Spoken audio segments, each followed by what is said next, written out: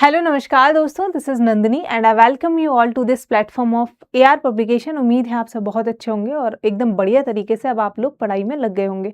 ठीक है, last class में हमने एटम पढ़ा था और मैंने आप लोगों को कहा था कि एटम की डिस्कवरी कैसे हुई थी, हिस्ट्री कैसे क्या थी हमारी, जो भी चीज़ें थी सारी एक बारी आप लोगों को खुद से भी पढ़ना है, खुद से सारी की सारी चीज़ों को क्या है आप लोगों को रिवाइज करना है। ये मैंने आप लोगों को बोला था। उम्मीद करती हूँ कि जिस जिस बच्चे ने कल की क्लास देखी होगी बुक से जाके हमारी एआर पब्लिकेशन की जनरल स्टडीज़ की किताब है आपकी रेलवे वाले बच्चों के लिए, तो इस किताब से आप सभी ने जो है रिवीजन किया होगा।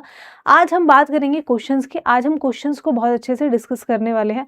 फिर मैंने बताया मैंने सारे क्वेश्चन नहीं लिए हैं, कुछ क्वेश्चन आप लोगों को मैंने जो है छोड़े हैं, तो वो क्वेश्चन जो है इस क्लास को करने के बाद रिमेनिंग क्वेश्चंस को जो है आप लोगों को खुद से जो है सॉल्व करना होगा। ठीक है, तो स्टार्ट करेंगे आज की क्लास। टॉपिक हमारा वही सेम है जो हमने कल बात करी थी, किस प्रकार से हमारी परमाणु की खोज हुई थी। रदरफोर्ड मॉडल, रे थॉमसन का मॉडल, हमारा बोल्स मॉडल हो गया, और हमने ई गोल्डस्टीन का जो मॉडल था, ये सारी के सारे चीज़ों को हमने जो है अच्छे से देखा था कि इलेक्ट्रॉन को जो एटम है हमारा परमाणु है उसको भी बाद में हम जो है सब एटॉमिक पार्टिकल्स में डिवाइड कर दिए थे, जिसमें हमारा आता था एटम का क्या, इलेक्ट्रॉन, प्रोटॉन और साथ ही साथ हमारा न्यूट्रॉन। तो सारी की सारी चीज़ें हमने बहुत ही डिटेल में डिस्कस की थी।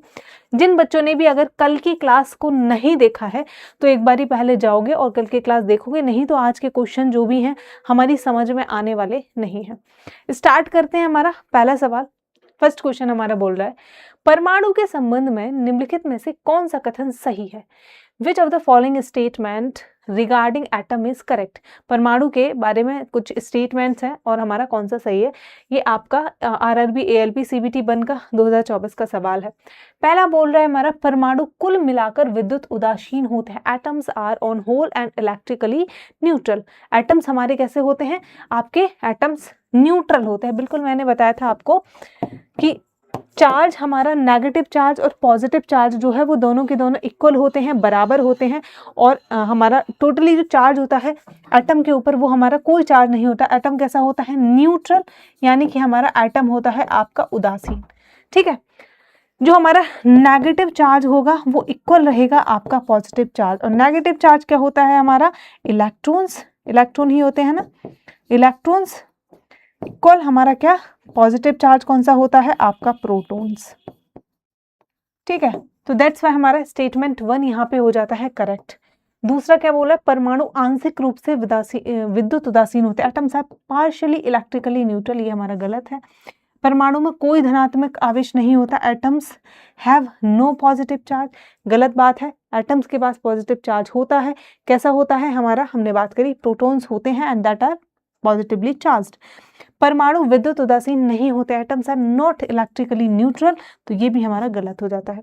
देखो, जब हमारा दो स्टेटमेंट ऐसे होते हैं जो एक दूसरे से कॉन्ट्राडिक्ट कर रहे हैं, तो ऐसे में हमारे एक स्टेटमेंट जो है वो सही होता है। पहले में देखो इसने क्या बोला है, मतलब एक ट्रिक है जहाँ 50% फिर 50-50% के बीच में आप खेलते हो, क्योंकि दो ऑप्शन तो बिल्कुल ही हटा दो। पहला इसने बोला परमाणु कुल मिलाकर विद्युत उदासीन होते हैं। Atoms are on the whole electrically neutral, पहला स्टेटमेंट जो है इसने ये बोल दिया। दूसरा क्या है हमारा, atoms are not electrically neutral, मतलब एक दूसरे के कॉन्ट्राडिक्टरी अपोजिट है स्टेटमेंट। अब दोनों कंडीशन एक साथ तो फॉलो नहीं हो सकती, ऑब्वियस सी बात है, एक कंडीशन हमारी जो है वो फॉलो होगी। तो ऐसे में क्या है, अब दो ही स्टेटमेंट के बीच में अब आपको करेक्ट आंसर फाइंड आउट करना होता है। ठीक है, तो दो ऑप्शन आप बिल्कुल ही हटा सकते हो इस केस में। तो हमारा ऑप्शन 1 जो है यहाँ पे करेक्ट हो जाएगा।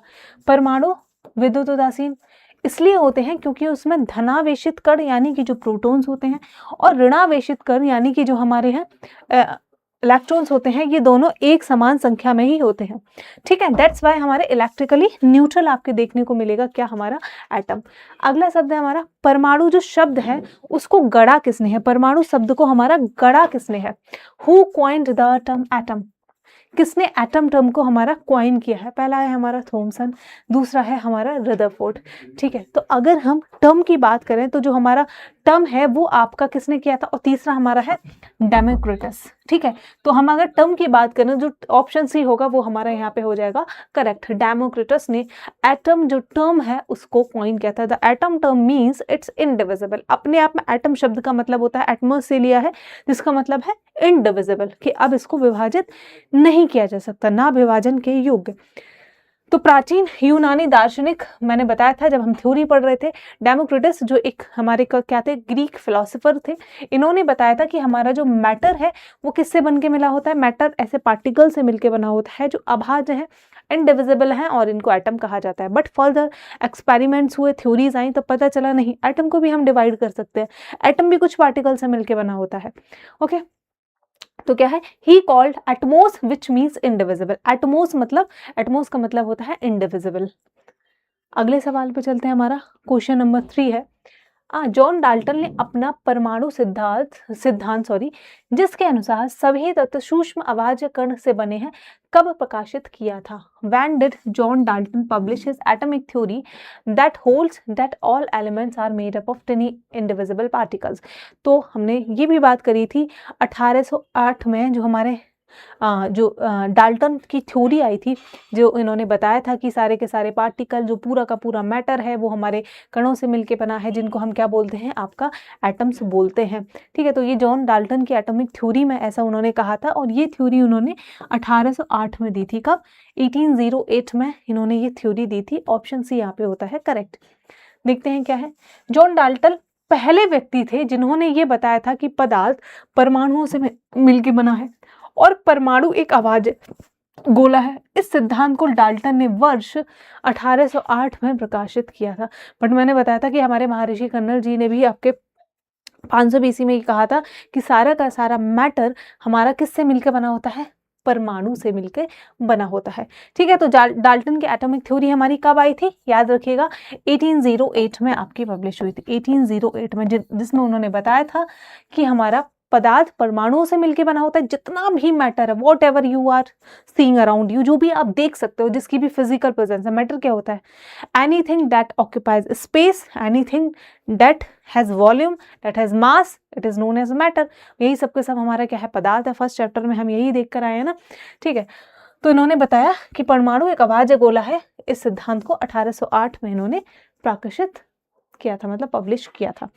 अगले सवाल पे चलते हैं। हमारा नेक्स्ट क्वेश्चन है आपका, निम्नलिखित में से कौन सा विकल्प थॉमसन के परमाणु मॉडल में पाए जाने वाले अवपरमाणिक कणों को दर्शाता है? Which of the following options represent the subatomic particles found in the Thomson atomic model?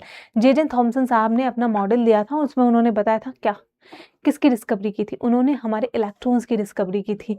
ठीक है, एक उन्होंने ट्यूब लिया था, याद करवाते हैं चलो। एक उन्होंने ट्यूब लिया था, इस ट्यूब के अंदर उन्होंने गैस भरी, ठीक है, प्लेट लगा दी, इधर हमारा क्या था, एक मतलब बैटरी से इसको कनेक्ट कर दिया, इसके अंदर गैस थी, कैसी गैस, कूल गैस, और हमारा क्या था, हाई वोल्टेज इन्होंने प्रोवाइड किया। यहाँ पे क्या था, नेगेटिवली चार्ज, और यहाँ पे क्या था हमारा पॉजिटिव। ये प्लेट्स लगा दी, तो इनको दिखा कि यहाँ से कुछ कुछ नेगेटिव पार्टिकल जो चल के हैं इस दिशा में, हमारी इस डायरेक्शन में चल के हुए जा रहे हैं, नेगेटिव से पॉजिटिव की ओर। तो इन्होंने नाम दिया इसको इलेक्ट्रॉन्स। और हमारा पहला सब एटॉमिक पार्टिकल्स जो डिस्कवर हुआ था दैट वाज इलेक्ट्रॉन। इलेक्ट्रॉन पहला हमारा सब एटॉमिक पार्टिकल था जिसकी डिस्कवरी हुई थी। सबसे पहले इलेक्ट्रॉन की ही डिस्कवरी हुई थी। ठीक है, तो क्या क्या क्या था, इन्होंने इलेक्ट्रॉन को इन्होंने खोजा था। ठीक है, इलेक्ट्रॉन को इन्होंने डिस्कवर किया था। कब किया था? 1904 में थॉमसन ने, जे थॉमसन पूरा नाम था इनका। जे थॉमसन ने परमाणु मॉडल का इसका प्लम पुडिंग मॉडल भी कहा था। ठीक है, इसको इन्होंने क्या कहा था, प्लम पुडिंग मॉडल भी कहा था। इन्होंने कहा था कि जो हमारा एक तो प्लम पुडिंग और साथ ही वाटरमेलन, जैसे ये हमारा तरबूज है, तरबूज का लाल वाला हिस्सा हो गया पॉजिटिव चार्ज एटम के अंदर, और ये जो हमारे उसके बीज होते हैं काले काले, दैट इज क्या, ये हैं हमारे इलेक्ट्रॉन्स। इलेक्ट्रॉन्स जो है हमारे नेगेटिव चार्ज रहते हैं, और दूसरा हमारा ये पूरा का पूरा जो स्पेस है that is what, that is हमारा प्रोटॉन। प्रोटॉन की डिस्कवरी तब तक नहीं हुई थी, ये इन्होंने बताया था क्या, पॉजिटिव चार्ज पोर्शन था हमारा। ठीक है, बोल सकते हो पोर्शन या फिर पार्ट।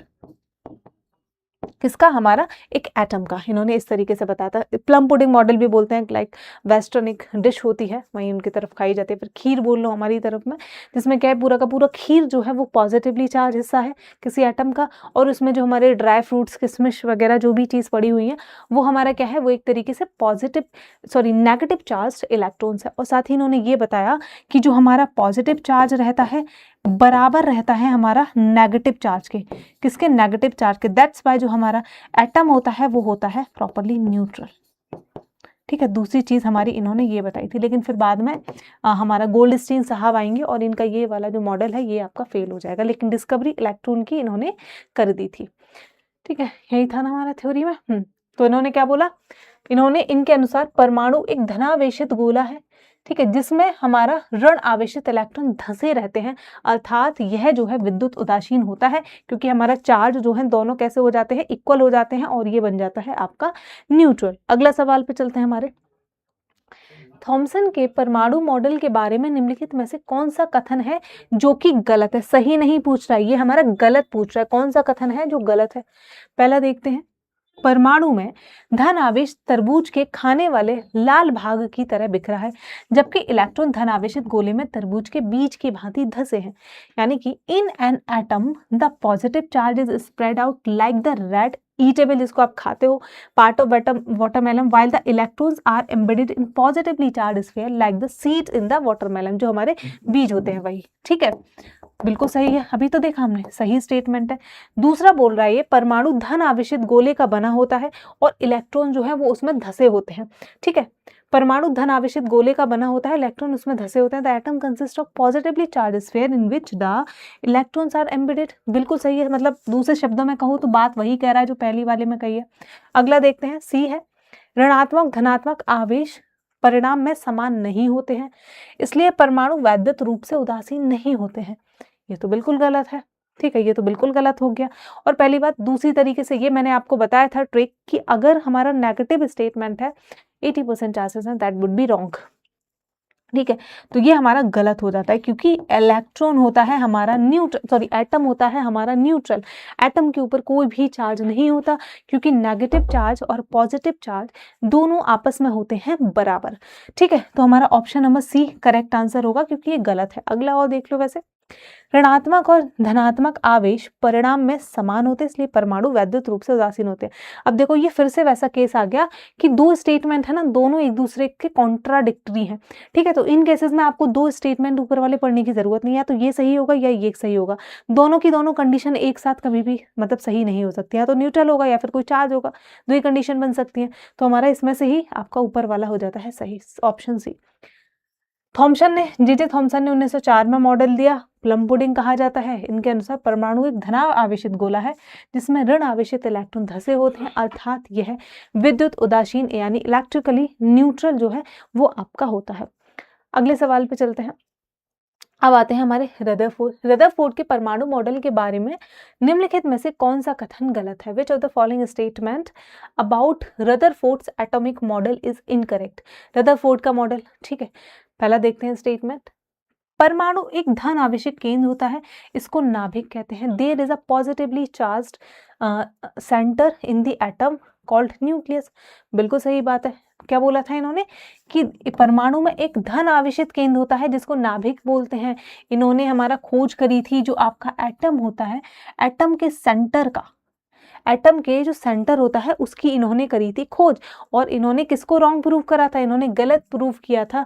जो जे थॉमसन थे उनको गलत प्रूव किया था, क्योंकि उनके अकॉर्डिंग पूरा का पूरा लाल जो घेरा है वाटरमेलन की तरह एटम का, वो है हमारा पॉजिटिव चार्ज और अंदर उसके नेगेटिव थोड़ा भरे हुए थे। फिर इन्होंने क्या है, उनको क्या करा, इन्होंने किया गलत प्रूफ। ठीक है, तो इन्होंने क्या बोला, हमारा there is positively charge centre at the atom, और इन्होंने बोला इसको हम बोलेंगे न्यूक्लियस।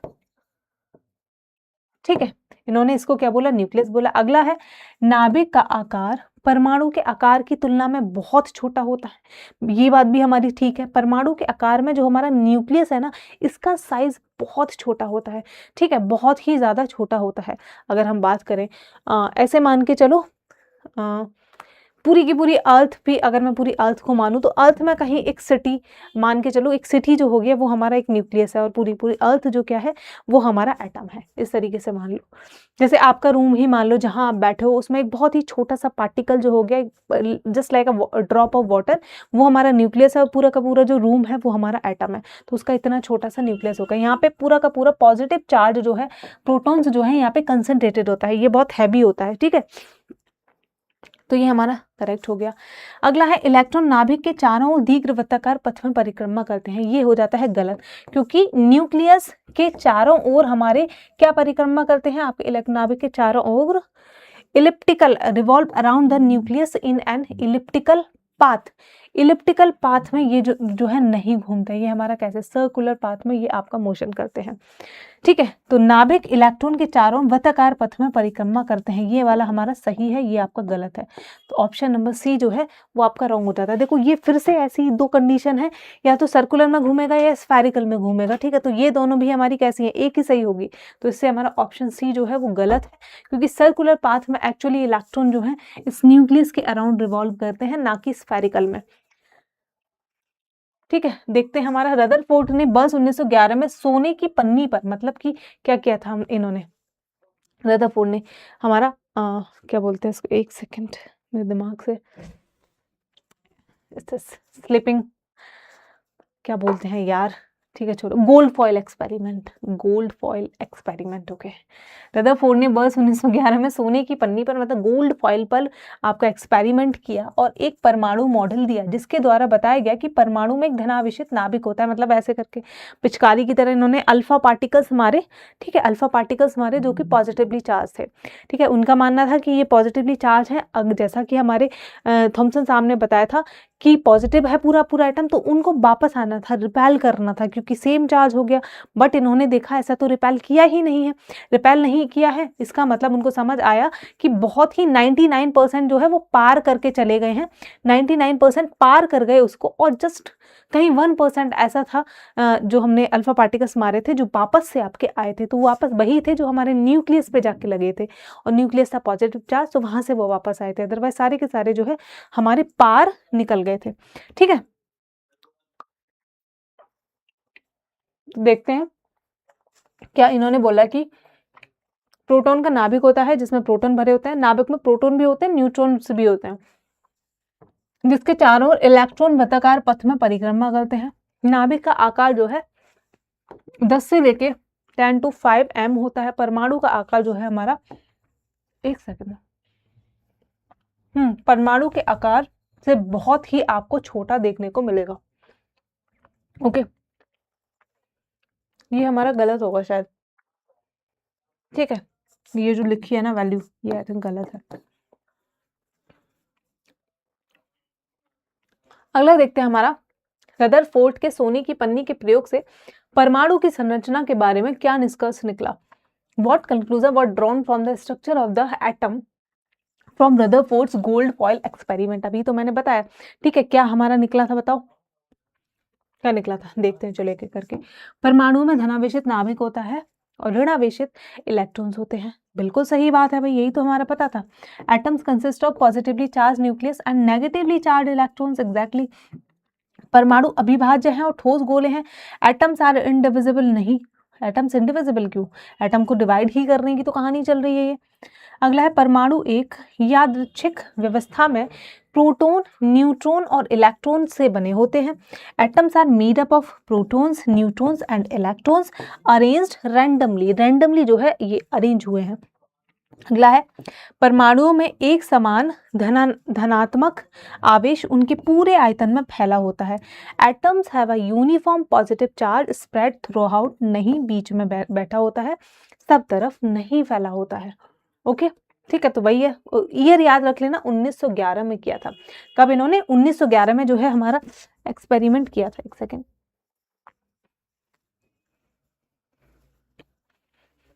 अगला सवाल देखते हैं। निम्नलिखित में से किसने परमाणु के नाभिक की खोज की थी? Who among the discovered following the who among the discovered the nucleus of the atom? ठीक, who among the following discovered the nucleus of the atom? तो अभी तो देखा था हमने, किसने किया था, हमारा रदरफोर्ड साहब ने किया था।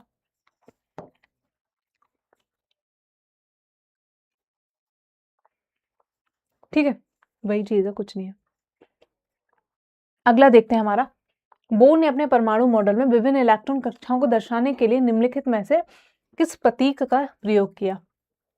In this atomic model, which in his atomic model, which of the following symbols did Bohr use to represent the different electron orbitals? तो देखा था हमने, ये नाभिक है, ये उसके चारों ओर इलेक्ट्रॉन्स, वो सॉरी ऑर्बिट्स हैं, जिसमें हमारा क्या घूम रहा है, KLMNO इस तरीके से, ठीक है, KLMNO। तो ये हमारी क्या है, आपकी ऑर्बिट्स है।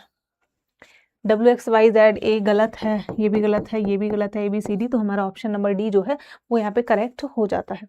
ठीक है, तो नील्स बोर ने अपने परमाणु मॉडल में इलेक्ट्रॉनों को ऊर्जा एनर्जी शेल में वर्णित किया था। देखो, रदरफोर्ड ने बोला था कि इलेक्ट्रॉन परिक्रमा करते हैं। रदरफोर्ड ने स्टेबिलिटी ऑफ इलेक्ट्रॉन्स को, स्टेबिलिटी ऑफ एटम को नहीं समझाया था, उन्होंने सिर्फ बोल दिया परिक्रमा करते हैं। अब अगर ऐसा होता सिर्फ परिक्रमा कर रहे हैं तो बहुत ही कम समय में, even less than a second में एटम उसके, सॉरी देखो मैं बना के बताती हूँ, लास्ट क्लास में पढ़ा होगा अच्छे से तो आपको समझ आ जाएगा। मैंने बताया था कि रदरफोर्ड ने बताया था कि ये न्यूक्लियस जो होता है इसके चारों ओर जो है इलेक्ट्रॉन्स करते हैं परिक्रमा, घूमते रहते हैं। उन्होंने ये नहीं बताया क्यों घूमते हैं, तो अगर इनके अकॉर्डिंग घूमते हैं तो बहुत ही, तो घूमने में तो एनर्जी खर्च होगी, बहुत ही जरा सी देर में एटम घूम के इसके अंदर जाके गिर के मर जाएगा। और इससे तो जब एटम खत्म, मतलब इलेक्ट्रॉन खत्म, उसमें घुस गया, जाके खत्म हो गया, यानी कि एटम खत्म, और एटम्स खत्म तो मैटर खत्म। तो यहाँ से स्टेबिलिटी ऑफ एटम का हमको पता नहीं चला। फिर इन्होंने, नील बोर आए, इन्होंने बताया था कि सब एनर्जी सेल्स होती हैं, इलेक्ट्रॉन के चारों ओर ऑर्बिट्स होती हैं, उन्हीं में इलेक्ट्रॉन हमारा घूमता है। तो इलेक्ट्रॉन की एनर्जी नहीं जाती है, क्योंकि ये जो न्यूक्लियस है इस इलेक्ट्रॉन के ऊपर लगा रहा है फोर्स, और इतना फोर्स नहीं लगा पा रहा है कि ये उसको अंदर खींच लाए, ठीक है, और बाहर भी नहीं जाने दे रहा है। तो इसकी वजह से ये इसके चारों ओर घूमता रहता है। एनर्जी की आवश्यकता इलेक्ट्रॉन को सिर्फ और सिर्फ तब पड़ेगी जब इस सेल से ये बाहर जाएगा, और अगर बाहर वाली सेल से अंदर आएगा, सिर्फ तब और इसको एनर्जी की आवश्यकता पड़ती है। दैट्स वाई हमारा इलेक्ट्रॉन क्या है, घूमता रहता है और कभी भी गिरता नहीं है। ठीक है, तो ये हमारे नील बोर ने बताया था। पहला ऊर्जा स्तर, 2 इलेक्ट्रॉन आते हैं हमारा, किस सेल में कितने इलेक्ट्रॉन्स आएंगे वो हम इससे निकालते हैं, 2n², जहां पे हमारा n होता है कौन से नंबर की सेल है, पहली, दूसरी, तीसरी, चौथी। ओके, पहली में 2 आते हैं, 2, दूसरी में 8, फिर 18, फिर 32, इस तरीके से। अगला सवाल देखते हैं हमारा, क्वेश्चन नंबर 10। बोर मॉडल के अनुसार द्वितीय ऊर्जा स्तर के लिए इलेक्ट्रॉन की अधिकतम संख्या कितनी है? तो देखी थी हमने 2, 8, 18, 32, दूसरे में हमारी 8 है, ऐसे लगा लो ना, 2n²। तो 2n कितना है हमारा, इसमें 2 है और इसका स्क्वायर है 8 आ जाएगा।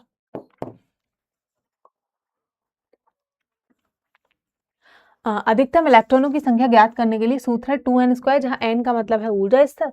द्वितीय ऊर्जा स्तर L की बात करेंगे तो हमारा कितना आ जाएगा, 8 आ जाएगा। इस फॉर्मूले से आप किसी भी सेल में जो है इलेक्ट्रॉन्स को निकाल सकते हो, वैसे चाहे आप जो है याद ही कर लो। अगले सवाल पे चलते हैं हमारा, L कक्षा में रखे जा सकने वाले इलेक्ट्रॉनों की संख्या कितनी होगी? What is the number of electron that can be placed in the L orbit? अब L में बताओ, 2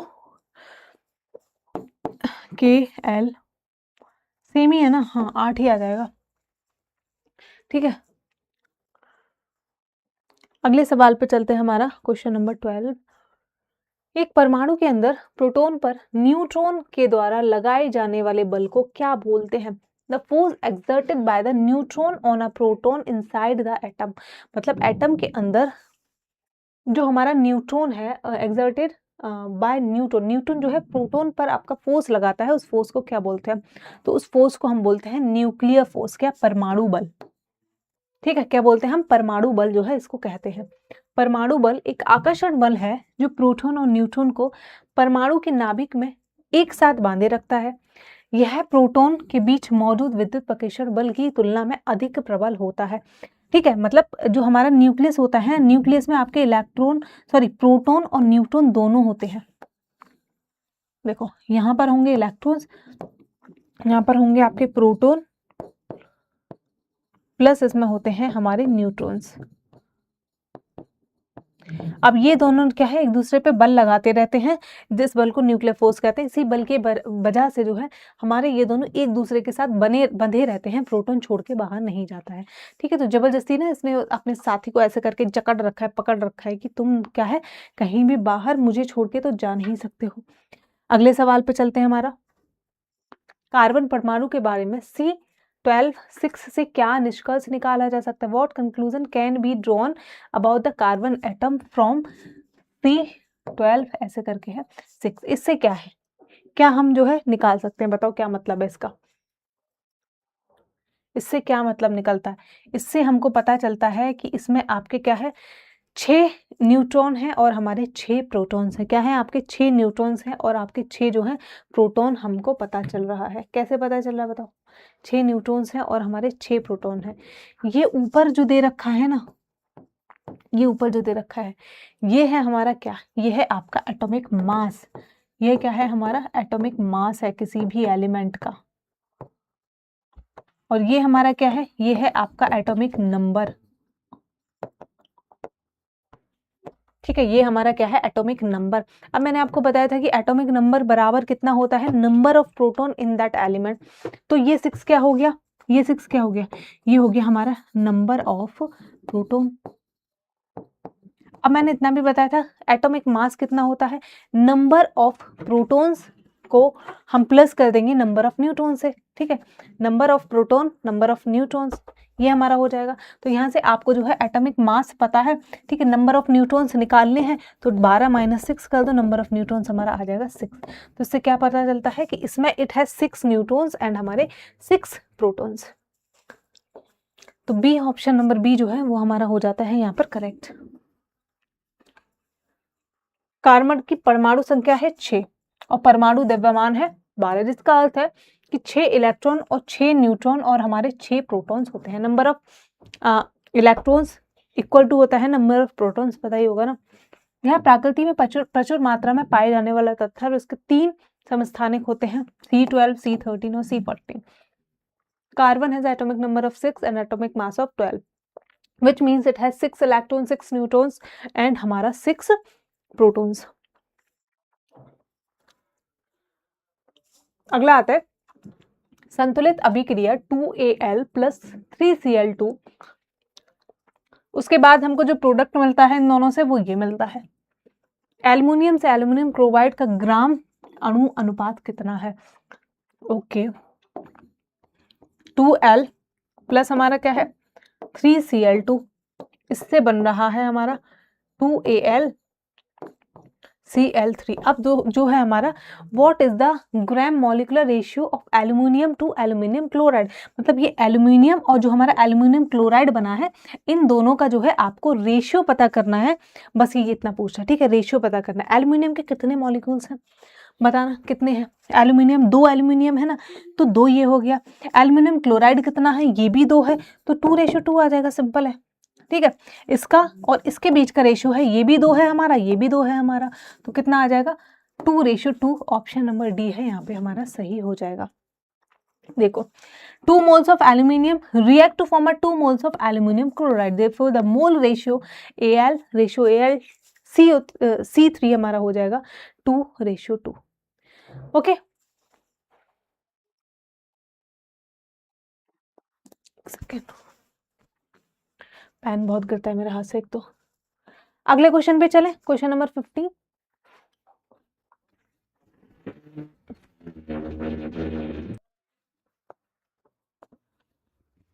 तो हमारा क्वेश्चन है निम्नलिखित में कौन सा एक उप परमाणुक सब एटॉमिक पार्टिकल नहीं है? Which of the following is not a सब एटॉमिक पार्टिकल। ठीक है, कौन सा हमारा सब एटॉमिक पार्टिकल नहीं है? पहला है molecule, neutron, electron, proton. Neutron देखा हमने, इलेक्ट्रॉन देखा हमने, प्रोटॉन देखा हमने, लेकिन मॉलिक्यूल थोड़ी ना है। मॉलिक्यूल तो एटॉम से मिलके बना होता है। ठीक है, तो मॉलिक्यूल तो नहीं होगा, तो फर्स्ट ऑप्शन ही हमारा क्या हो जाएगा, गलत हो जाएगा। अणु क्या है, उप परमाणु कण नहीं है। उप परमाणु कण परमाणु के भीतर पाए जाने वाले कण हैं, जैसे इलेक्ट्रॉन, प्रोटॉन्स और हमारे न्यूट्रॉन्स हो जाते हैं। अगले सवाल पे चलते हैं, हमारा क्वेश्चन नंबर 16। निम्नलिखित में किस किसे न्यूक्लियॉन्स कहा जाता है? Which of the following is are nucleons? क्या है? पहला है both proton and neutrons. Proton और न्यूट्रॉन्स को मिला के एग्जैक्टली हम न्यूक्लियॉन्स बोलते हैं, ठीक है। प्रोटॉन्स को और न्यूट्रॉन्स को मिला के क्या बोलते हैं? ये दोनों ही हमारे nucleons. Why? Because they are present in nucleus. Simple सी बात है, ये हमारे एटम के न्यूक्लियस के अंदर प्रेजेंट होते हैं। तो ऑप्शन ए जो है यहाँ पर हमारा सही हो जाएगा। प्रोटॉन और न्यूट्रॉन्स को सामूहिक रूप से न्यूक्लियॉन्स कहा जाता है, जिन्हें परमाणु के नाभिक का निर्माण खंड कहते हैं, ठीक है। जो हमारा परमाणु का न्यूक्लियस है वो it is made up of nucleons and protons, sorry it is made up of neutrons and proton and both are combined known as nucleons. अगले सवाल पे चलते हैं हमारा। निम्नलिखित में से कौन सा विकल्प एल्युमिनियम में न्यूट्रॉनों की संख्या को दर्शाता है? Which of the following represents the number of neutrons in aluminium? Aluminium में नंबर ऑफ न्यूट्रॉन्स हमारे कितने होते हैं ये पूछ रहा है। तो एल्युमिनियम में हमारे नंबर ऑफ न्यूट्रॉन्स हमारे कितने होंगे? 14 होते हैं। वैसे कितना हमारा 14 होता है। न्यूट्रॉन्स कैसे निकालते हैं ये मैंने आपको बताया ही था, एक्सप्लेनेशन देख लो। चलो, एल्युमिनियम का परमाणु संख्या कितनी होती है? एल्युमिनियम 13 होता है ना, ठीक है। एल्युमिनियम में परमाणु संख्या होती है हमारी 13। 13 है मतलब कि नंबर ऑफ प्रोटॉन्स कितने होंगे? नंबर ऑफ प्रोटॉन्स होंगे हमारे 13। नंबर ऑफ प्रोटॉन्स भी हमारे होंगे 13, ठीक है। और हमारा मास क्या होता है? परमाणु द्रव्यमान होता है 27, ठीक है। परमाणु द्रव्यमान होता है 27। 27 में से 13 घटा दो, कितना आ जाएगा हमारा? परमाणु द्रव्यमान में से, एटॉमिक मास में से जब एटॉमिक नंबर को हम घटा देंगे तो आपको न्यूट्रॉन्स की संख्या मिल जाएगी। तो हमारा कितना आ जाएगा? आपका 14 आ जाएगा। क्यों? देखो, the atomic number of aluminium is 13 which means it has 13 protons in its atom. The atomic mass of aluminium is approximately 27 atomic mass है।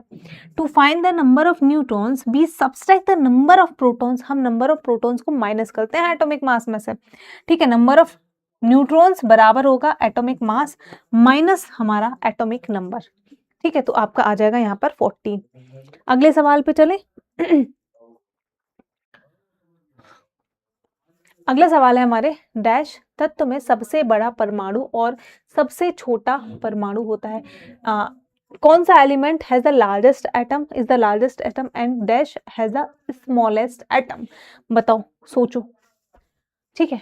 तो हम बात करेंगे जो हमारा लिथियम होगा ना, Li, जो हमारा लिथियम होगा ये सबसे बड़ा परमाणु है। और हमारा ऑक्सीजन नहीं, फ्लोरीन, ठीक है। फ्लोरीन जो है ये सबसे छोटा हमारा परमाणु आपको देखने को मिलेगा, ठीक है। सबसे छोटा हमारा परमाणु देखते हैं कैसे। किसी आवर्त में बाएं से दाएं की ओर, वैसे नेक्स्ट जब चैप्टर पढ़ोगे ना एलिमेंट्स वाला तो पीरियोडिक टेबल उसमें हम पढ़ते हैं और उसमें ये सारी चीज़ें आपको ज़्यादा क्लियर से समझ आएंगी। तो किसी आवर्त में मतलब किसी आवर्त में बाएं से दाएं की ओर जाने पर परमाणु त्रिज्या जो है घटती है, एटॉमिक रेडियस जो है वो हमारी डिक्रीज करती है। और ऊपर से नीचे की ओर जाने पर ये हमारा इंक्रीज करती है एटॉमिक रेडियस, ठीक है। लिथियम सबसे बाईं ओर है, किस में है? ग्रुप 1 में है, समूह 1 में है। और फ्लोरीन दाईं ओर समूह 17 में है।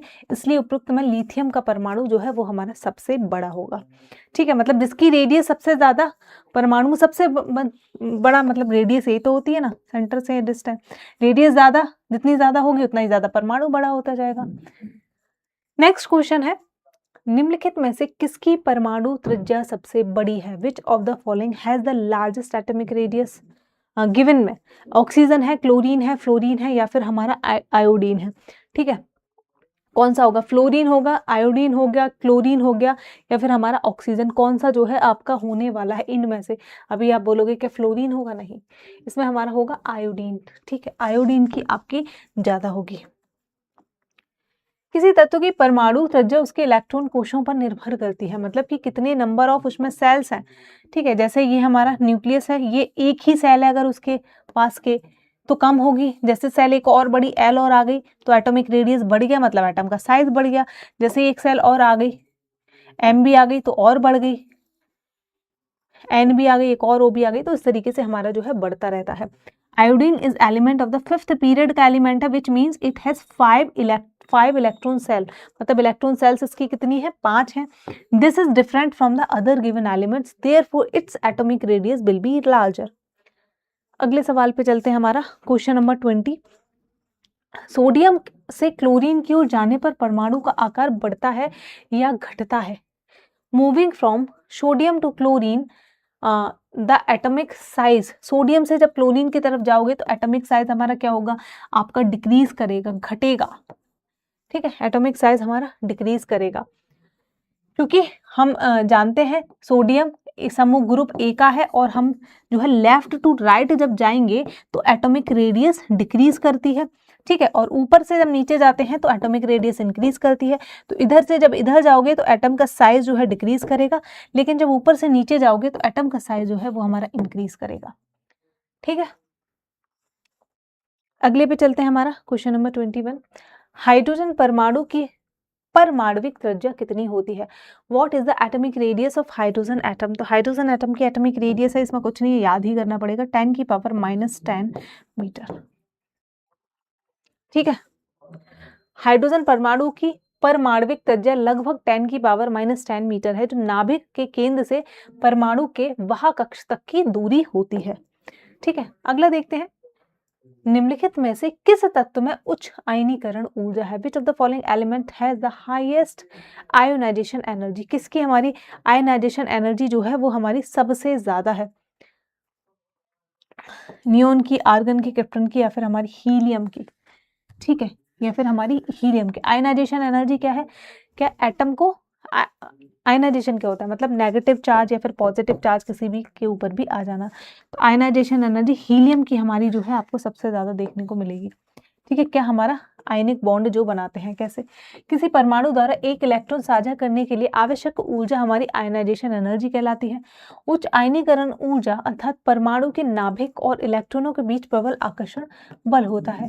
हीलियम की आयनीकरण ऊर्जा सबसे अधिक है, क्योंकि इसकी बाहरी कक्ष में हमारी क्या है, 2 इलेक्ट्रॉन मौजूद हैं, और 2 इलेक्ट्रॉन मौजूद हैं मतलब कि ये जो है कंप्लीट है।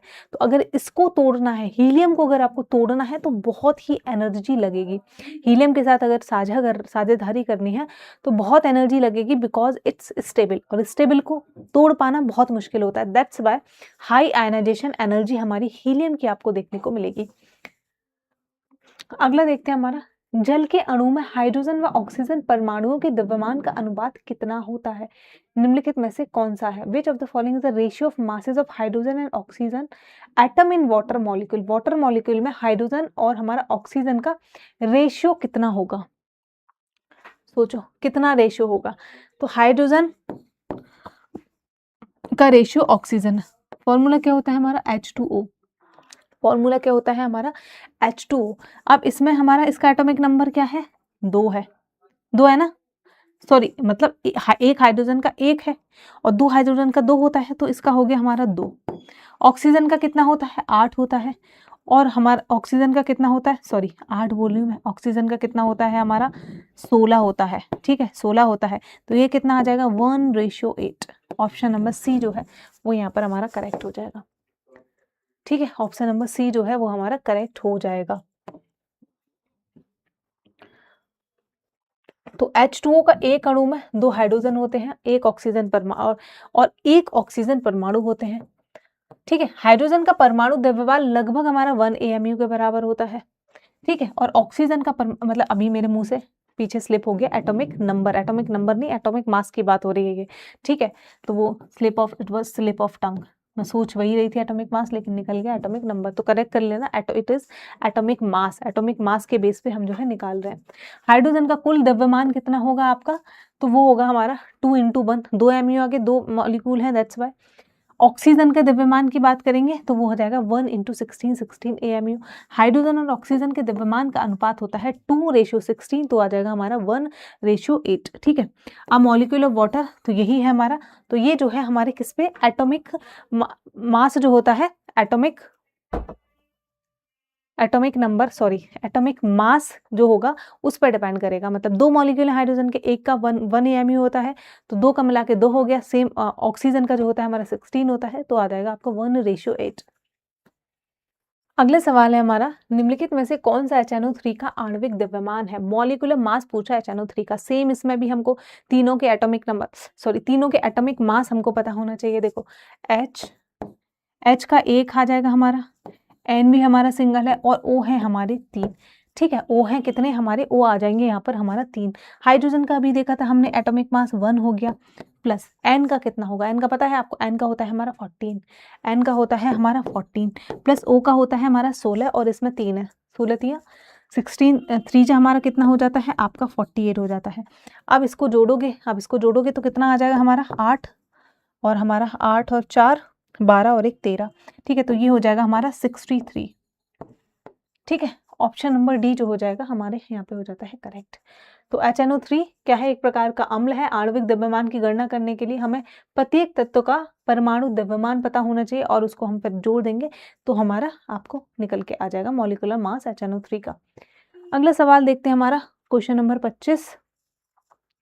निम्नलिखित में से कौन सा तत्व एक परमाणुक है? Which of the following element is mono atomic? Hydrogen है, हीलियम है, ऑक्सीजन है या फिर नाइट्रोजन है? हाइड्रोजन, हीलियम, ऑक्सीजन, नाइट्रोजन, कौन सा आपका मोनो एटमिक है जिसमें एक ही मतलब क्या है, एक ही एलिमेंट, एक ही प्रकार के एलिमेंट आपके मौजूद हैं, सॉरी एटम सेम टाइप का एलिमेंट जो है, सॉरी सेम टाइप के हमारे एटम्स जो है मौजूद होंगे उसको हम बोलते हैं मोनो एटमिक। ठीक है, एक सिंगल टाइप का। तो विच of the following element is a mono atomic? कौन सा एक परमाणुक तत्व इसमें आपको देखने को मिलेगा? ठीक है, तो वो कौन सा हो जाएगा हमारा, हीलियम हो जाएगा।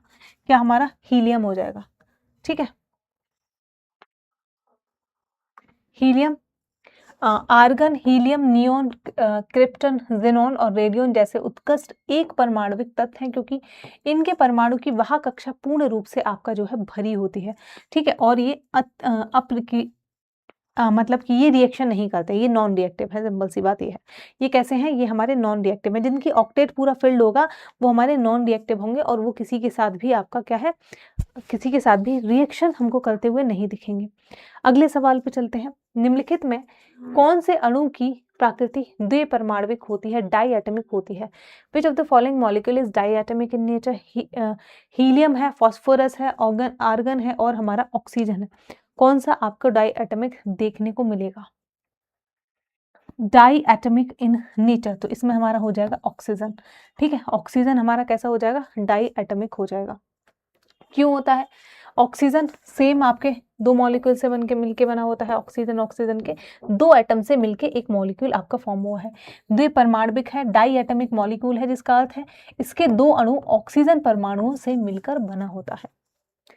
अगला है, जब सोडियम का एक परमाणु क्लोरीन के एक परमाणु के साथ हमारा अभिक्रिया करता है, क्या सोडियम हमारा अभिक्रिया करता है किसके साथ, क्लोरीन के साथ, तो क्या बनाता है, सोडियम क्लोराइड बनाता है, मतलब कि हमारा NaCl बन रहा है। क्या बन रहा है आपका, NaCl बन रहा है।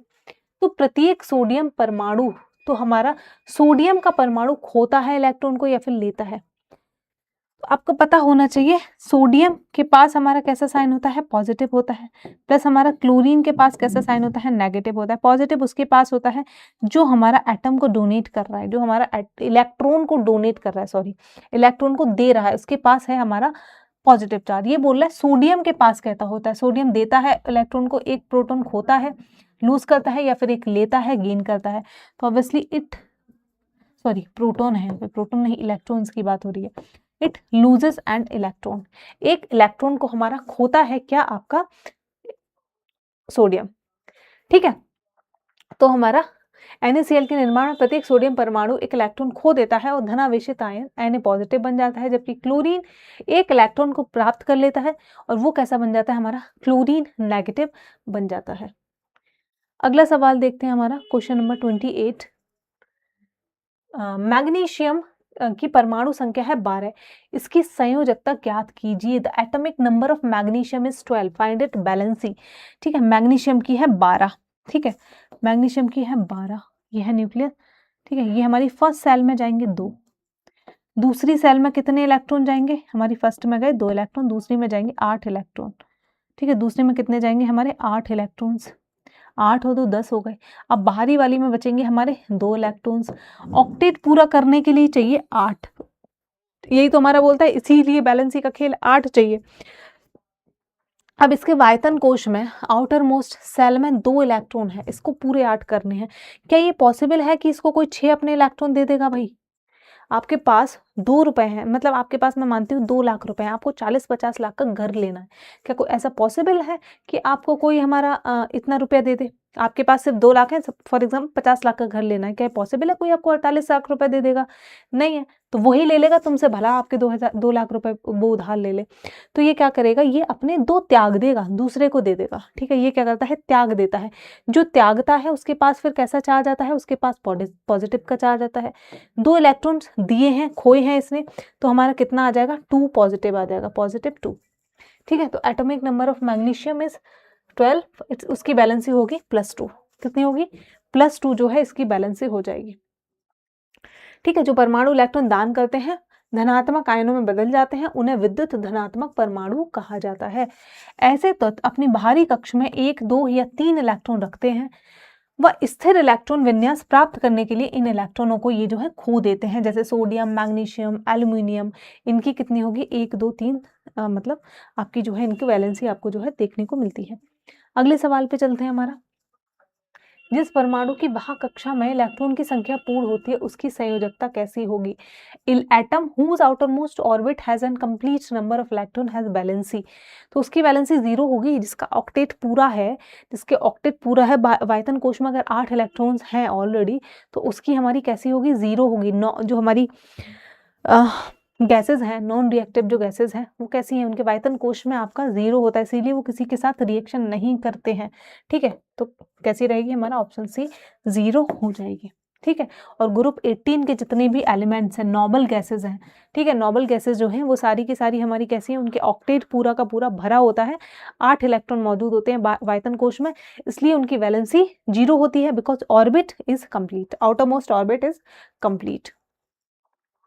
नेक्स्ट सवाल पे चलें।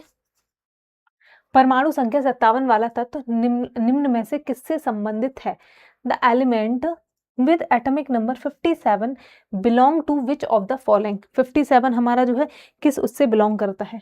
वैसे ये जो है मैं बता दूं आपको, अभी पता नहीं क्यों आई थिंक मिसप्लेसमेंट हो गई होगी, ये नेक्स्ट चैप्टर का सवाल है हमारा, तो एफ ब्लॉक में आते हैं। ठीक है, एफ ब्लॉक में आते हैं हमारे। तो लैंथेनाइट सीरीज जो होती है परमाणु संख्या 57 वाला तत्व है, और जो ये एफ ब्लॉक में आता है तथा 6वें आवर्त में आता है। किसमें? 6 पीरियड में आता है। एफ ब्लॉक के सभी तत्व कैसे होते हैं? धातु होते हैं, मेटल्स होते हैं, और ये 2 श्रेणियों में विभाजित होते हैं। एक लैंथेनाइट जिसका एटॉमिक नंबर 57 से लेकर 71 तक होता है, दूसरा होता है एक्टिनॉइड्स जिनका परमाणु संख्या 89 से 103 तक होती है। इन्हें आंतरिक संक्रमण धातु भी कहा जाता है। क्या कहते हैं इसको? इनर ट्रांजिशन मेटल्स भी इनको हम बोलते हैं। अगले पे चलते हैं, हमारा क्वेश्चन नंबर 31। निम्नलिखित में से किस अणु में एक एकल सहसंयोजी आबंध होता है? Which of the following molecules contain a single covalent bond?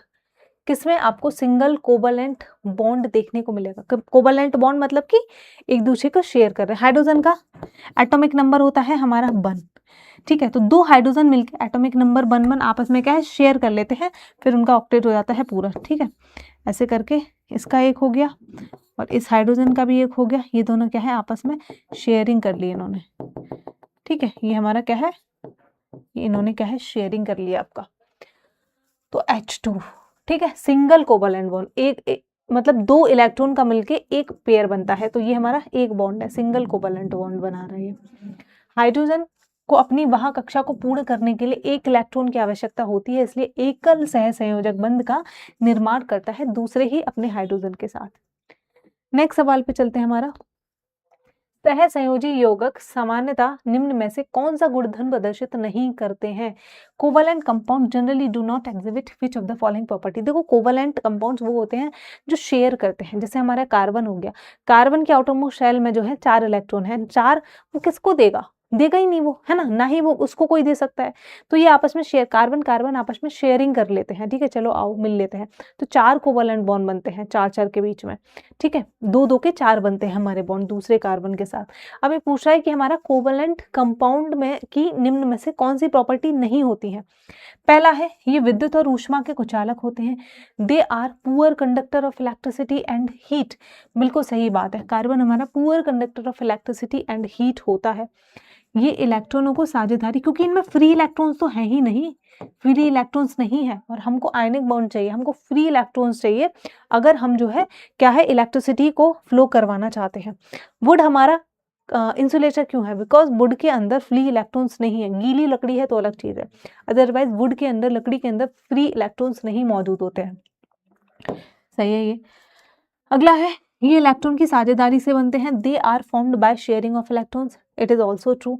अगला है, ये सामान्यतः आयन नहीं बनाते, they generally do not form ions, नहीं बनाते आयन, बिकॉज आयन बनाने के लिए, आयनिक बॉन्ड बनाने के लिए या तो अपने इलेक्ट्रॉन को देना पड़ेगा या तो फिर लेना पड़ेगा, और उसी से आपके ऊपर पॉजिटिव और नेगेटिव चार्ज आता है, तो ये सही है। ये कार्बनिक विलायक में विलय होते हैं, they are not soluble in organic solvent, they are actually soluble in organic solvent. तो ये वाला जो है हमारा गलत हो जाता है और उसने हमसे गलत ही आपका पूछा है। ठीक है। सहसंयोजी यौगिक आयनों के आदान प्रदान के द्वारा बनते हैं, जिसमें मुक्त आयनों अथवा इलेक्ट्रॉन की कमी होती है, इसलिए यह ऊष्मा और विद्युत के अच्छे सुचालक नहीं होते हैं। ठीक है, इसीलिए कैसे होते हैं? इंसुलेटर्स होते हैं। सहसंयोजी यौगिक और कार्बन विलायक अध्रुवीय होते हैं, कैसे? They are non polar like dissolve like, मतलब कि इसके अनुसार सहसंयोजक यौगिक कार्बनिक विलायक में घुलनशील होते हैं। Covalent compounds and organic solvents are non polar and according to the principle of the like dissolve like covalent compound are soluble in organic solvent, organic solvents में ही ये हमारे कैसे होते हैं? soluble आपको देखने को मिलेंगे। ठीक है, अगले सवाल पे चलते हैं। कार्बन अन्य तत्वों के साथ प्रबल बंध बनाता है, निम्न में से कौन सा दिए गए कथन की सही व्याख्या करता है? Carbon forms strong bond with another element, which of the following currently explain this. तो कैसा कोवलेंट बॉन्ड है एक प्रकार का? कार्बन नाभिक अपने बड़े आकार के कारण इलेक्ट्रॉनों को साझा युग्मों के से दुर्बलता से पकड़ कर रखता है। The carbon nucleus due to its large size hold shared electrons weakly, ये तो मतलब नहीं होता है इसका। अगला देखते हैं। कार्बन नाभिक अपने छोटे आकार के कारण इलेक्ट्रॉनों के साझा युग्मों को प्रबलता से पकड़कर रखता है। Exactly, the carbon nucleus due to its small size holds share electrons strongly, ये हमारा सही है। इलेक्ट्रॉन जो शेयर हुए हैं उनको स्ट्रांगली जो है जकड़कर पकड़कर ये आपस में रखता है। ठीक है, तो कार्बन अन्य तत्वों के साथ प्रबल बंध बनाता है क्योंकि कार्बन नाभिक अपने छोटे आकार के कारण इलेक्ट्रॉन के साझा युग्मों को काफी स्ट्रांगली पकड़ के रखता है, मतलब काफी स्ट्रांगली फोर्स लगाता है हमारा। ठीक है, अगले सवाल पे चलते हैं। हमारा एकल कार्बन परमाणु कितने बंध बनाता है? तो हमारा कार्बन जो है 4 बंध, कार्बन की वैलेंसी होती है आपका 4, टेट्रा वैलेंसी होती है। ठीक है, ये कार्बन है, ये कार्बन है, ये क्या है? एक दूसरे के साथ हमारा 4 इलेक्ट्रॉन की साझेदारी आप जो है इनके अंदर, इनके बीच में देखोगे। ठीक है,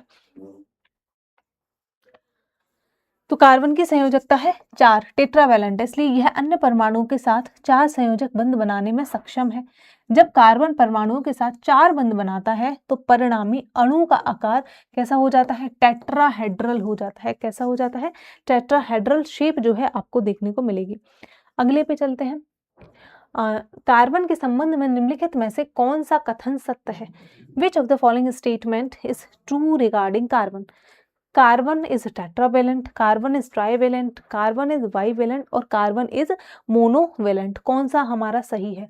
ठीक है, तो अभी बताया, बार बार बताया, कार्बन कैसा है? चतुर संयोजी है, carbon is tetravalent, option A सही है। कार्बन की संयोजकता होती है 4। ठीक है, इसीलिए अन्यों के साथ ही क्या बनाता है हमारा? अन्यों के साथ क्या बनाता है? 4 वैलेंसी शेयर, मतलब ऐसे भी हो जाएगा ना। अभी तो मैंने कार्बन कार्बन का दिखाया। ठीक है, कार्बन का हाइड्रोजन के CH4 दिखाती हूँ मैं आपको, CH4 मीथेन।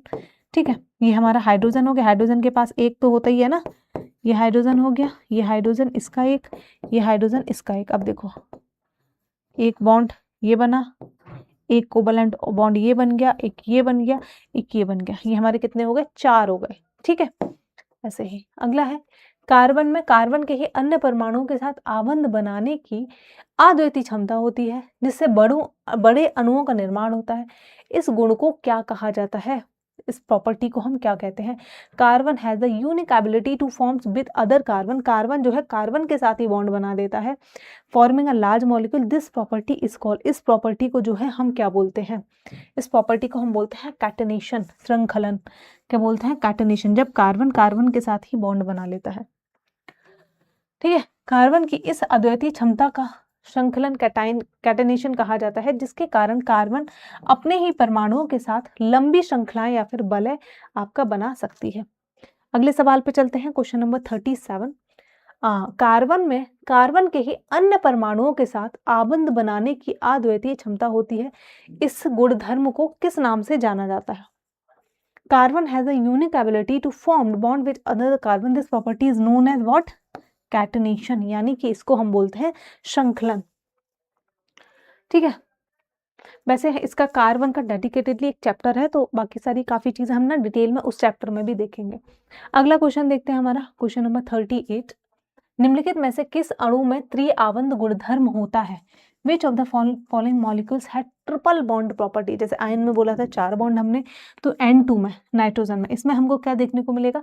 Triple bond. आपने देखा होगा NH3, ठीक है, NH3 हमने देखा होगा, तो क्या है? ट्रिपल बॉन्ड प्रॉपर्टी आपको N2 के अंदर देखने को मिलेगी। कैसे?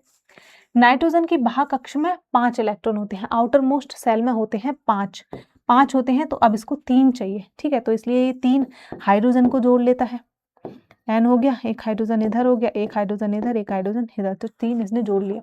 Nitrogen had 5 electrons in its outer orbit, which complete its outer orbit by sharing 3 electrons. ठीक है, that is nitrogen had triple bond property. ठीक है, क्या है हमारा? N3 भी होता है, N आपस में ही क्या है? N के साथ मिल जाएगा। अगला है हमारा, निम्नलिखित में से कौन सा विकल्प मीथेन CH4 के लिए सही लुईस संरचना, लुईस स्ट्रक्चर को दर्शाता है? What is the following option correctly represent the Lewis structure of methane? कौन सा आपका लुईस स्ट्रक्चर ऑफ मीथेन दिखाता है? पहला है, एक परमाणु, एक हाइड्रोजन परमाणु से दोहरे आबंध के साथ एक कार्बन परमाणु। देखो लुईस स्ट्रक्चर क्या है? कार्बन का, वही मैंने हाइड्रोजन के साथ आपको इस तरीके से ना जोड़ जोड़ के जो दिखाए थे, यही उसका लुईस स्ट्रक्चर है। ठीक है, इस तरीके से, तो ये हमारा जो हो जाएगा, ये एक हो गया, ये यही बोलते हैं इसी को, यही है हमारा। ठीक है, तो एक हाइड्रोजन परमाणु से दोहरे आबंध के साथ एक कार्बन, एक हाइड्रोजन के साथ 2 कैसे बॉन्ड बन सकते हैं? हाइड्रोजन के पास तो एक ही एटम है ना, आउटर मोस्ट शेल में, तो 2 तो बना ही नहीं सकता। अगला है, 3 आबंधों के साथ 4 हाइड्रोजन परमाणुओं से आबंधित carbon. A carbon atom bonded to 4 hydrogen atom with 3 bond.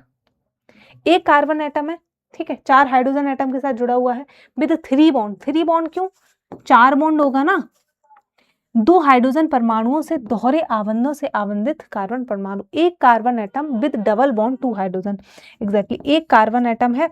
ठीक है, ये हमारा क्या है? डबल बॉन्ड बना रहा है 2, जिसमें हमारा क्या आ जाता है? CH2 आ जाता है। ठीक है, तो ये तो हमारा बिल्कुल सही हो जाएगा। ठीक, ऑप्शन सी यहाँ पे सही है। वैसे देखो अगला, एकल आबंधों के साथ 4 हाइड्रोजन परमाणुओं से आबंधित कार्बन परमाणु। A carbon has bonded to 4 hydrogen with a single bond. एक ओके सॉरी इसने मीथेन का पूछा है ना, CH4 का पूछा है, तो हमारा सी गलत हो जाएगा। सो हमारा डी ऑप्शन जो है ना, वो बिल्कुल सही होगा। ठीक है, CH4 वही ये वाला जो है मीथेन का पूछा है उसने, तो डी ऑप्शन यहाँ पे होगा करेक्ट। देखते हैं एक बारी, हाँ ठीक है, ये हो गया हमारा लुईस स्ट्रक्चर। हाइड्रोजन के 4 परमाणु हैं, जिसमें प्रत्येक हाइड्रोजन में एक संयोजकता इलेक्ट्रॉन होता है। कार्बन का एक परमाणु है जिसमें 4 संयोजकता इलेक्ट्रॉन होते हैं, इसलिए कुल संयोजकता इलेक्ट्रॉनों की 8 है, जिनको बिंदुओं द्वारा दर्शाया गया है। ये है हमारा लुईस स्ट्रक्चर, जो मैंने आपको पहले ही बना के दिखा दिया था। लास्ट क्वेश्चन है ये हमारा, किसी तत्व का वह सबसे छोटा कण जो अपने गुणों को बनाए रखता है क्या कहलाता है? What is the smallest particle of an element that retains its property is known as? क्या? कंपाउंड, प्रोटॉन, इलेक्ट्रॉन या फिर हमारा मॉलिक्यूल, क्या हम उसको बोलते हैं?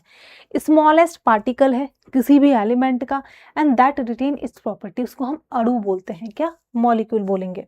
देखो, अणु एक या एक से अधिक परमाणुओं का समूह होता है। ठीक है, जैसे H2 हो गया, हमारा N2 हो गया, ये सब हो गए, जो आणविक आबंधों से जुड़े होते हैं। कैसे से जुड़े होते हैं? Joined bye molecular bond. Hydrogen हो गया, एक अणु है जिसमें 2 हाइड्रोजन परमाणु आपको जुड़े हुए मिलेंगे। ठीक है, तो आई होप आपको सारे के सारे क्वेश्चंस अच्छे से समझ में आए होंगे। तो यहाँ पर जो है हमारा ये जो चैप्टर है पूरा का पूरा ख़त्म हो जाता है, ठीक। और रिमेनिंग क्वेश्चन है वो आपको करने हैं इस किताब से, हमारी जीएस जीके की रेलवे की बुक है। एंड जिन बच्चों ने अगर अभी तक इस किताब को परचेज़ नहीं किया है तो इस किताब को परचेज़ करने के लिए आपको लिंक डिस्क्रिप्शन में मिल जाएगा। एआर पब्लिकेशन की किताब है, बहुत बेहतरीन कंटेंट फैक्चुअली करे हर चीज़ में पूरा का पूरा हमारे एनसीईआरटी बेस्ड इसमें आपको मिलता है कंटेंट, जिसमें थ्योरी होगी, पूरा जीएस का सिलेबस कवर है जिसमें history, polity, geography, static GK, economics और साथ ही साथ साइंस के तीनों portion physics, chemistry and bio. Theory के साथ साथ हैं वन लाइनर्स जो आपके एग्जाम में पूछे जा सकते हैं और बार बार जो पॉइंट्स एग्जाम में पूछे गए in form of question. Next इसमें आपको 4500 से ज़्यादा प्रीवियस ईयर क्वेश्चंस का भी कंपाइलेशन देखने को मिलता है। तो 3 in 1 किताब है रेलवे की कंप्लीट, आपकी जो तैयारी के लिए एकमात्र सोर्स जो हो जाता है। पीवाईक्यू को कहीं और भटकना नहीं है, थ्योरी को या साइंस को कहीं और भटकना नहीं है, सारी की सारी चीज़ें आपको एक ही किताब में मिल जाती हैं, इससे बेहतरीन चीज़ नहीं हो सकती। और एक चीज़ और है कि ये किताब हिंदी और इंग्लिश दोनों ही लैंग्वेज में अवेलेबल है। हिंदी मीडियम वाले हिंदी में ले सकते हैं और हमारे इंग्लिश मीडियम वाले बच्चे जो हैं इंग्लिश मीडियम में परचेज कर सकते हैं। बाकी इस क्लास का जो पीडीएफ है वो हम आपको मिलेगा टेलीग्राम चैनल के। एआर पब्लिकेशन का हमारा टेलीग्राम चैनल है जिस पे आपको 60,000 प्लस सब्सक्राइबर देखने को मिलेंगे। अगर आपने अब तक नहीं ज्वाइन किया है तो इसका भी लिंक जो है डिस्क्रिप्शन में मिल जाएगा, टेलीग्राम चैनल, यहाँ से आप ज्वाइन करो। बहुत सारी यहाँ पे फ्री ई बुक्स दी जाती हैं। साइंस का ही मैं बताऊँ, मैंने आपको 500 से ज़्यादा क्वेश्चंस का कंपाइलेशन दिया है। हिंदी वालों का अलग है, हिंदी और इंग्लिश वालों के लिए भी है। साथ ही साथ उसमें मिलते हैं आपको एक्सप्लेनेशन और क्वेश्चन जो है वो हमारे लेटेस्ट हैं 2024 से लेके और 2025 के क्वेश्चंस का पूरा कंपाइलेशन है, ठीक है। रेलवे के जितने भी एग्जाम्स हैं जब 2025 और 26 में हर एग्जाम में पूछे गए सवाल का आपको यहाँ पे कंपाइलेशन देखने को मिलेगा। बिल्कुल फ्री में है, इसका कोई पैसा नहीं है। आप पीडीएफ वाले सेक्शन में जाओगे, वहाँ से आपको ये जो है देखने को मिल जाएगा, ठीक है। तो टेलीग्राम चैनल को जरूर ज्वाइन कर लो। क्लासेस के लिंक हो गए, साथ ही क्लासेस की पीडीएफ हो गए, सब यहाँ पे आपको मिलती है। एंड आई होप आपको लेक्चर अच्छा लगा होगा। नेक्स्ट चैप्टर में हम पढ़ेंगे क्लासिफिकेशन ऑफ एलिमेंट्स, ठीक है। तो उसके लिए अगर आप लोग पहली बार चैनल पे आए हैं तो चैनल को सब्सक्राइब करके बेल आइकन दबा दो ताकि क्लासेस के नोटिफिकेशन टाइमली आप लोगों के पास पहुंच जाए।